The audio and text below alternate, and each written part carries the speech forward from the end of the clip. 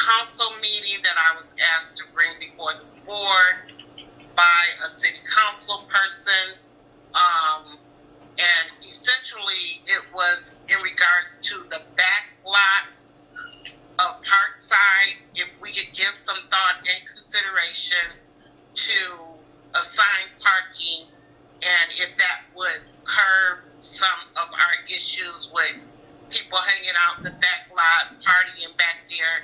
If the residents had permanent parking stickers or were assigned parking, that could alleviate a couple of things. Them parking in Lemoyne and the back lots behind Parkside. So I did agree to bring that up for discussion. So there it is. So I think they're on the line. So I'm sure if anything else added to that, Councilman Williams. Yes, thank you, Sister Block. I'd just like to add on that. It was something that we was in the process before when I was a commissioner.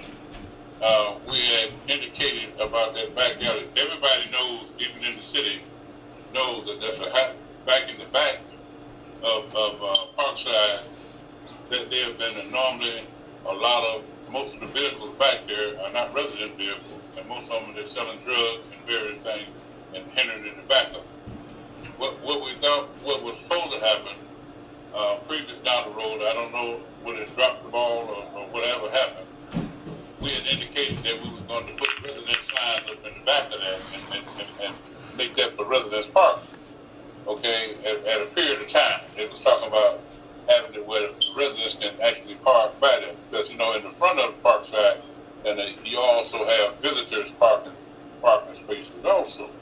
So what we're trying to do to stop people from just going over there, hanging out in there, but that's where some of your squatters.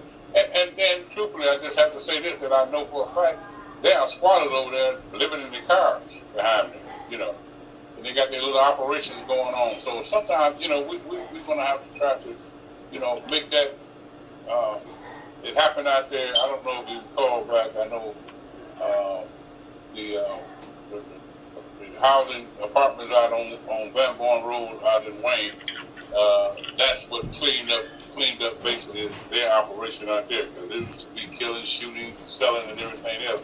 But they cleaned it up by sitting there making the residents parking back there, and with no visitors go back in there, at a certain period of time. We talked about one time, I know Sister Stroman, remember when we talked about maybe, at a certain period of time at night, we sent it out just for residents only back there. I don't know whatever happened to it, but I think it's something that we really seriously need to look into. Police department on board, because there's criminal justice guys around, but one of the big things when it comes to any kind of rule or ordinance or anything is going to be the enforcement portion of trying to get stuff done. So because if they don't enforce it, we're just going to have a bunch of signs with people parking in front of signs when they're not supposed to be. So I'm for curbing any kind of bad actors going on. So we're going to talk about safety committee here in a minute, and we will bring that up there, and that committee is going to tackle that.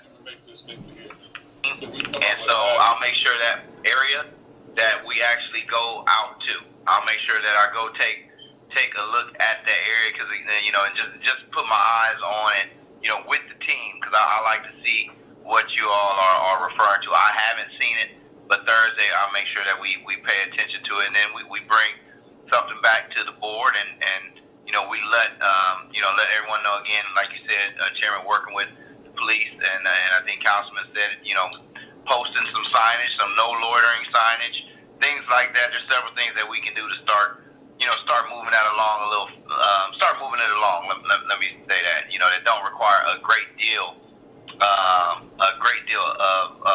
effort. There's some things that we can do right now, to assist the police if we need to have the police back there, so Thursday we'll definitely take a look at that area. In general, in the past, we were working on getting a vendor who tow vehicles on behalf of the Inkster Housing Commission that were illegally parked.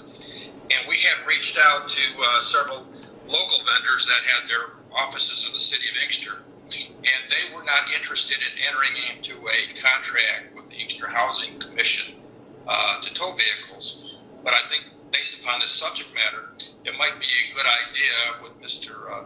Cooper's concurrence to go out to RFP to secure a vendor that would be willing to tow vehicles on behalf of the Inkster Housing Commission. Okay. That makes sense. I do recall that. Okay. But In 2020, we reached out to the two companies that at the time were doing business with the city of Inkster, and there were some concerns, at least by one of the prospective vendors, in regard to what we would require in regard to doing business with Inkster Housing Commission. Generally, with vendors, we ask them to add Inkster Housing Commission as an additional insured, and there was a reluctance on the part of one company to engage in that requirement of the Inkster Housing Commission. The other company was concerned really about the bang for the buck. How much would they really get given what they would have to do in order to do business with Inkster Housing? Yes, the concentration was on Twin Towers because it's private property. It wouldn't be so much the focus within Denby or Lemoyne or the Harriet part of Canterbury, because that would be done by the city of Inkster as far as marking the vehicles and moving forward with towing. But the private section, so the back of Parkside, the back of Canterbury, Twin Towers, the parking lots around the main administration office, those would have been the areas where we would have wanted a vendor to do business with us regarding towing services. But yes, the focus was for Twin Towers. There were residents who were concerned about the usage of the area assigned for handicap parking, that there were allegations about people using spaces that they were really not authorized to use. So that was really the focus. But there would have been other areas that are private areas that would have been within the purview of someone providing towing services. closed session for real estate topic. Can I make that more specific? Would it be I missed it. I couldn't hear you, Mel. I didn't hear him. Would it be the sale or purchase of real property? Yes, sir. That would be the topic then. All right. Chair or whoever's controlling the meeting, can I ask that we're placed into a meeting room so that we're not subject to being in session when we're out of session? And so we can do a breakout room. And can I ask a question too? So just when you identify moving to the okay. Go ahead.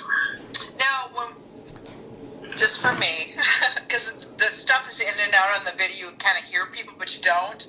So when you make a motion to move into something or second it, say your name, and then it's easier for me because I can't always hear it because of the background. Sorry. Well, okay. What's the challenge in that? Okay, Chair. Thank you. I will support Commissioner Brock's motion. All right. It's been moved by Commissioner Brock and seconded by Treasurer Strome. Is there any other discussion? And the time is 9:25. All right. Hearing none, we can get a vote to go into closed session, Director, please. Commissioner Moore, Oh, yes. Commissioner Stroman, Yes. Commissioner Wheeler, Yes. Vice Chair Brock, Yes. Chairman Miller. Yes, sir. All right. The motion to move to closed session. I said executive session. Closed session has a motion and properly second. All right. So, I think Director Sutton is doing the control. You can do the breakout room stuff, right? Yes, I'm doing it right now. Give me a second.